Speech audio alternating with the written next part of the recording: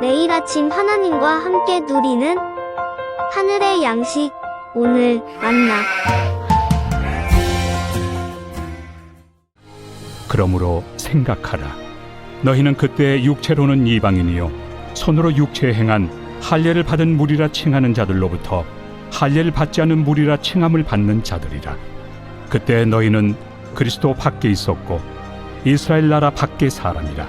약속의 언약들에 대하여는 외인이요 세상에서 소망이 없고 하나님도 없는 자이더니 이제는 전에 멀리 있던 너희가 그리스도 예수 안에서 그리스도의 피로 가까워졌느니라. 그는 우리의 화평이신지라.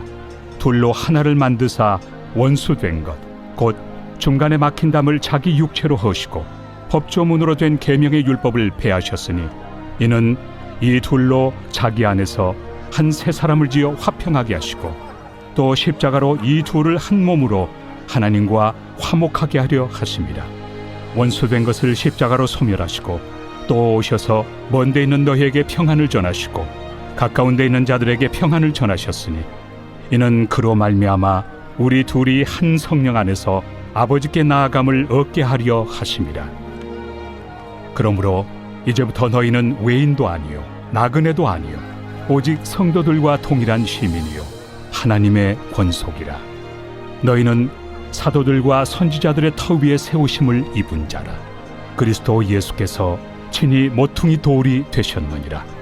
그의 안에서 건물마다 서로 연결하여 주 안에서 성전이 되어가고 너희도 성령 안에서 하나님이 거하실 초소가 되기 위하여 그리스도 예수 안에서 함께 지어져 가느니라. 에베소서는 빌립보서, 골로새서, 빌레몬서와 함께 바울의 옥중 서신으로 알려져 있습니다. 옥중에서 성도들을 향해 정말 하고 싶은 이야기들을 담았다는 것이지요. 바울은 앞서 예수 안에서 하나님이 행하신 성도의 구원을 설명했습니다. 그리고 바로 전 단락에서는 구원받기 전과 후의 대조를 보여주었습니다. 이제 오늘 본문에서는 그렇다면 구원받은 우리 성도의 정체성은 무엇인지 여기에 대해 바울은 분명히 설명하고 있습니다. 그것은 바로 분리가 아니라 하나라는 말입니다. 이제 유대인 신자와 이방인 신자는 그리스도 안에서 새로운 피조물로서 동등한 신분으로 다시 태어났으며 한 하나님이 거하시는 한 성전으로 자라간다는 것입니다. 여기서 핵심은 하나 되게 하시는 그리스도의 역할입니다. 그리스도 이외의 것, 즉 문화나 전통, 생각이나 습관 등을 앞세우지 말라는 것입니다. 오늘 본문 11절은 그러므로로 시작됩니다. 이 그러므로는 2장 1절에서 10절 내용의 결론입니다. 즉 하나님의 주권적 은혜로 말미암아 구원받았다. 그러므로 이제 생각하라는 것입니다. 무엇을 말입니까? 원래 우리가 이방인이었음을 말입니다. 이방인은 유대인과는 여러 면에서 다릅니다. 할례를 받지 않았고 그리스도 밖에 있었던 자이며 이스라엘이라는 선민으로부터도 제외된 자들이었습니다. 하나님 약속의 언약에 대해서도 외인이며 세상에서 소망도 없고 하나님도 없었던 자들입니다. 왜 바울이 이 이야기를 꺼내드는 것일까요? 그것은 바로 당시 교회 안에는 유대인과 이방인 사이에 벽이 존재했기 때문입니다. 같은 교회를 다니지만 유대인들은 이방인과 달리 자신들은 이미 할례를 받았고 그리스도 안에 있으며 하나님의 선택된 백성이고 하나님의 약속에 익숙하며 소망이 있다고 생각했던 것입니다. 그러면서 자신들과 이방인들을 비교하며 다르다고 생각했지요. 대놓고 무시하지는 못하지만 은근한 차별이 마음속에 존재했다는 말입니다. 지금 바울은 이 말씀을 통해 이 은근한 차별과 마음속의 우월성이 전혀 복음적이지 않다고 지적하고 있는 것입니다. 왜 그렇습니까? 13절의 기록대로 예수 그리스도의 피가 이 모든 것을 허물었기 때문입니다. 십자가가 유대인과 이방인을 하나로 묶었다는 것입니다. 이 말은 우리가 십자가를 만나면 하나님과의 수직적 관계가 뚫리면 인간끼리의 모든 수평의 관계도 뚫린다는 말입니다. 십자가를 만나면 담이라 생각하고 벽이라 느꼈던 출신이나 할례, 선민의식이 무너진다는 말입니다. 그래서 16절에서처럼 서로를 향한 적대감이 없어졌다는 말입니다. 예수님이 십자가에서 죽으심으로 말미암아 적대감과 차별의식이 죽었다는 것이지요. 그래서 19절의 기록대로 더 이상 외인도 아니요 나그네도 아니며 오직 서로가 동일한 시민이요 하나님의 권속이라는 것입니다. 여기서 권속이란 혈통으로 긴밀하게 묶인 가족이란 뜻입니다. 서로가 출신도 배경도 문화도 학벌도 경제 수준도 다르지만 예수 안에서 동일한 시민이요 가족이라는 말입니다. 물론 한 가족 안에서도 여전히 빈부의 차이, 배움의 차이, 문화의 차이, 환경의 차이는 존재합니다. 그러나 건강한 가족이라면 이러한 빈부의 차이와 학벌의 격차, 출신의 격차와 현실의 격차를 뛰어넘어 서로를 존중하는 것이 건강한 가족입니다. 건강하지 못한 가족일수록 이런 차이로 인해 벽이 생기고 차별이 존재합니다.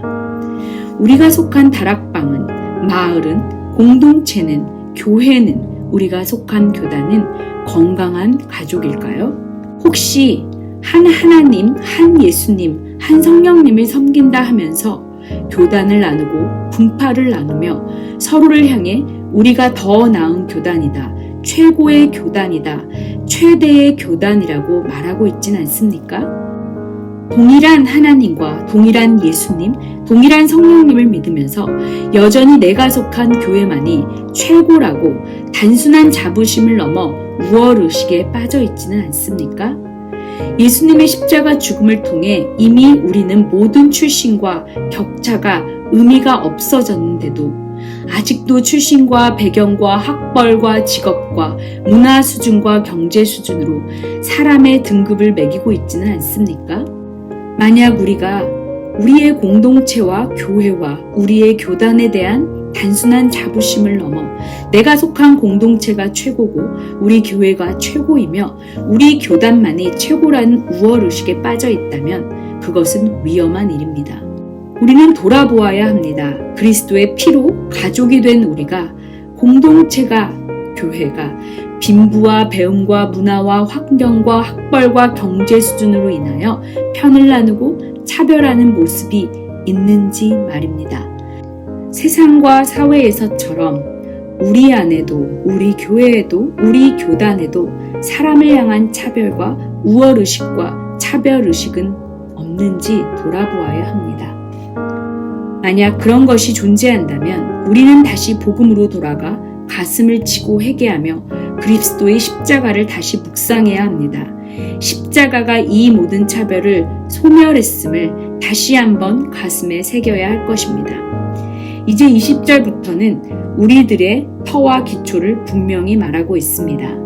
그 기초는 바로 다름 아닌 사도들과 선지자들의 터, 즉 말씀이라는 주님의 가르침입니다. 그리스도의 복음이 교회의 기초요, 성도들의 기초라는 말입니다. 그 말씀에 견고히 서 있을 때만이 건강한 공동체가 됩니다. 다른 방법이 아닙니다. 교회가 말씀 위에서 자랄 때만이 말로만 문의로만 하나가 아니라 진짜 하나가 됩니다. 그리고 모퉁이 돌은 예수가 되어야 합니다. 모퉁이 돌은 건축물을 지탱하는 기초석입니다. 모퉁이 돌이 무너지면 건물 전체가 무너집니다. 이 모퉁이 돌을 중심으로 각 사람이 연결됩니다. 결국 우리를 하나로 만드는 것은 취미나 관심사나 문화나 또래 집단이 아니라 오직 예수 그리스도라는 말입니다. 우리의 공통 분모는 오직 예수, 예수만이 우리 각자의 다른 문화와 환경, 출신과 여건, 생각과 사고의 차이를 뛰어넘어 진짜 하나 되게 하는 이유가 됩니다. 내가 나와 전혀 다른 환경과 출신과 여건과 생각을 가진 저 사람에게 관심을 갖는 오직 한 가지 이유가 바로 예수 때문이라는 말입니다. 우리는 오늘 본문을 통해 두 가지를 점검해야 합니다. 첫째, 십자가가 모든 차별을 소멸했듯이 저와 여러분 안에도 또 교회와 공동체 안에도 모든 차별이 소멸되었는지를 점검해야 할 것입니다. 둘째, 교회인 우리 각자가 날마다 말씀의 터전 위에서 자라고 있는지, 그리고 예수 그리스도라는 모퉁이 돌을 중심으로 연결되어 있는지를 날마다 점검해야 할 것입니다.